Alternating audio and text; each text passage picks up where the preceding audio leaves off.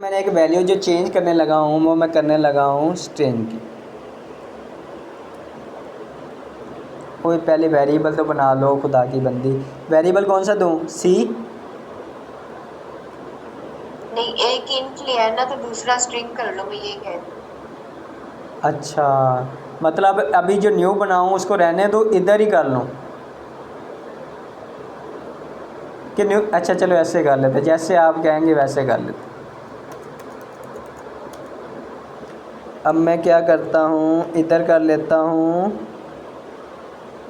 एक इंट लिया है, इधर ले देता हूँ string. Let me so confusing. अच्छा अब मैं क्या करता हूँ, इसको प्रिंट करवाता हूँ। ऐसे करने लगा था ना? नहीं, अब इसको यूनिट वाले के साथ करो ना। प्रिंट करवाओ तो वो रिटर्न करेगा, फिर एरर आएगा। इधर यूनिट क्यों लूँ मैं? जब अब सवाल ये पैदा होता है इधर मैं यूनिट कौन सा लूँ?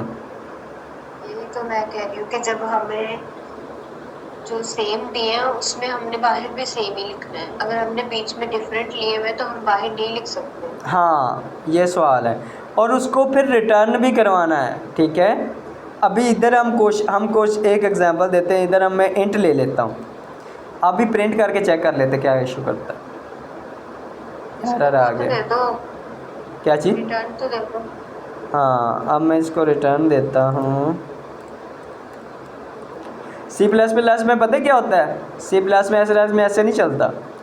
सी प्लस प्लस क्या करता है, फिर अगर हमने इधर इंट का फंक्शन बनाया हुआ है ना, तो फिर इधर वो एक इंट की वैल्यू लेता है, साथ स्ट्रिंग की वैल्यू इधर रिटर्न करवानी पड़ती। अब कोटलीन के अंदर हम ट्राई करते हैं, अगर इसके अंदर भी वो करता हुआ तो ठीक है, अदरवाइज़ हमें फिर रहने देना पड़ेगा, हमें छोड़ना पड़ेगा इसको। अच्छा क्या करना था? इंट, अभी तो इंट करवाते हैं। सही है। एरर, ठीक है। ओ रिटर्न सॉरी की सॉरी, यस करवाना है।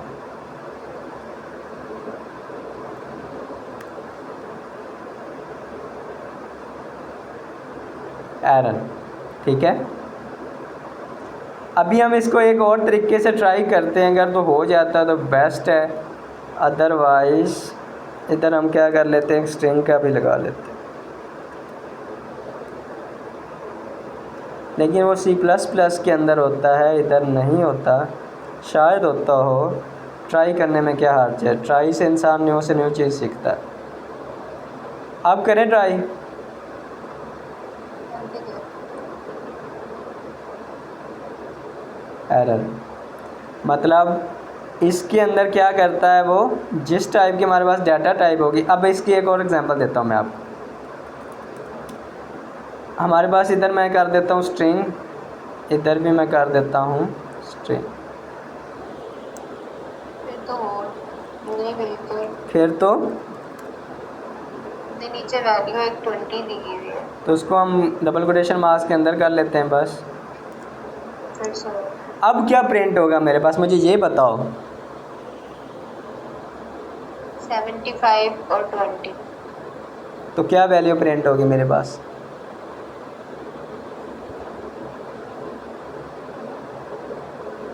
दोनों ही होंगे।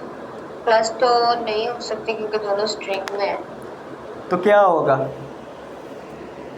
मिनट, शायद एरर आ जाएगा। नो। ए और बी प्लस नहीं हो सकते। ए और बी प्लस नहीं हो सकते, तो क्या हो सकते हैं? मैंने ये एक्सप्लेन की हुई बात है, मुझे अगर मुझे याद है अच्छी तरह, इसलिए मैं पूछ रहा हूँ बार बार कि क्या हो सकते हैं फिर। स्ट्रिंग में जो वैल्यू, जो चीज होती है वो एज इट इज आती है। स्ट्रिंग के अंदर जो चीज़ आती है एज इट वैल्यू प्रिंट होती है, तो क्या आएगा ना, मुझे एक्सप्लेन करो, मुझे बताओ। तो फिर ये क्या हो रहा है, ए और प्लस बी क्या हो रहा है? ये मैंने बताया हुआ है, अगर कुछ याद हो।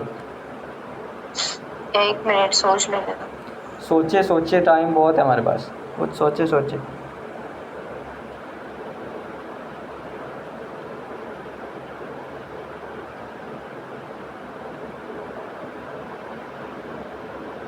मुझे गुस्सा आ रहा है, यकीन यार, मैं ज़ोर लगा लगा के उस दिन पढ़ा रहा था, मैंने समझाया भी था, और अभी आप भूल गए हो उस चीज़ को।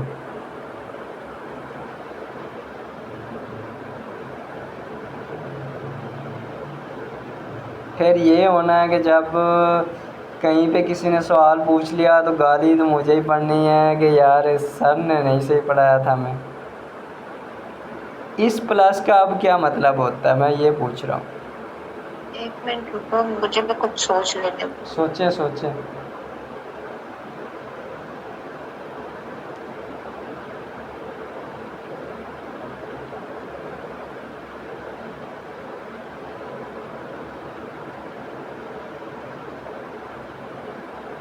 दोनों साथ ही शो हो जाएंगे। दोनों साथ जो कहाँ चैट जीपीटी मारा है? नहीं, मतलब ए की वैल्यू भी होगी शो और बी की भी शो होगी, लेकिन जैसे सम होता है वो सम नहीं होता। तो क्या शो होगा? मैंने इसका नाम बताया हुआ था आपको, किसका? इस प्लस का, जब हम स्ट्रिंग के अंदर यूज़ करते। नाम कौन सा बताया था? खुदा की कसम मुझे इतनी गुस्सा आ रहा ना बाप पर। बंदा चीजें भूल भी जाता है। मेरे पास बहुत ज्यादा चीजें जो मैंने माइंड में रखी हुई है, उसके हो भी जाता है। मैं नोट्स देख रही हूँ, बताती हूँ। स्किप हो जाती हैं, लेकिन मुझे तो एक बंदा मुझे गुस्सा तो आना ही है, सारी बात है। मैंने इतना ज़ोर लगा, इसके बाद मैंने इस पर बहुत टाइम लगाया था। मुझे अभी भी याद है। इसको कहते हैं कनकैटिनेशन। क्या कहते हैं? शायद मैंने लिखवाया भी हो। कनकैटिनेशन का मतलब होता है दो चीज़ों को जोड़ना। ठीक है,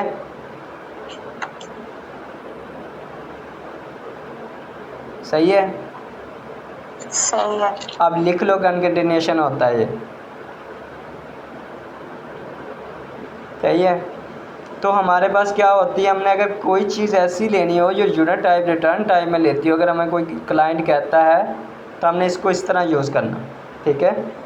अब उसने वेयर वॉयल का वो कंसेप्ट तो ख़त्म कर दिया है, तो अभी हमने क्या करना है, डायरेक्ट वेरिएबल बनाना है, साथ डाटा टाइप्स को डिफ़ाइन करना है, और साथ अगर रिटर्न टाइप की लिखनी है तो इस तरह के करना है।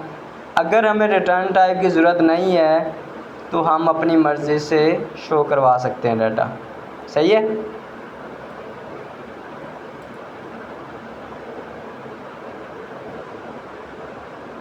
लेकिन आपको पता होना चाहिए कि हमें अगर क्लाइंट ने कहा रिटर्न टाइप, तो फिर हम रिटर्न टाइप के साथ जाएंगे। सही है। सही है। हाँ, यहाँ तक आपने। अब मैं अच्छा फ्लो, अब कोई इशू है तो पूछ लो। अगर किसी और चीज़ के अंदर प्रोग्राम करवाना तब भी पूछ लो। नहीं तो मैं कहने लगा हूँ कि आपने फ्लोट के अंदर, इंट के अंदर और स्ट्रिंग के अंदर मुझे कल 7 डिफरेंट प्रोग्राम आपने ग्रुप के अंदर जब मर्ज़ी भला रात को बना के सेंड कर दो। किस किस में करना है, दोबारा रिपीट करो। फ्लोट, स्ट्रिंग और इंट के अंदर तीनों में अलग अलग? हाँ, टोटल 7 करने हैं। और 7 में मतलब 2 1 3 एक में कर लेना, 2 एक में कर लेना, 2 एक में कर लेना, बस इस तरह। सही। सही। रिटर्न के साथ करूँ या वैसे ही? को एक आधा रिटर्न के साथ कर लेना, एक वैसे कर लेना, ये अपनी मर्ज़ी से अपने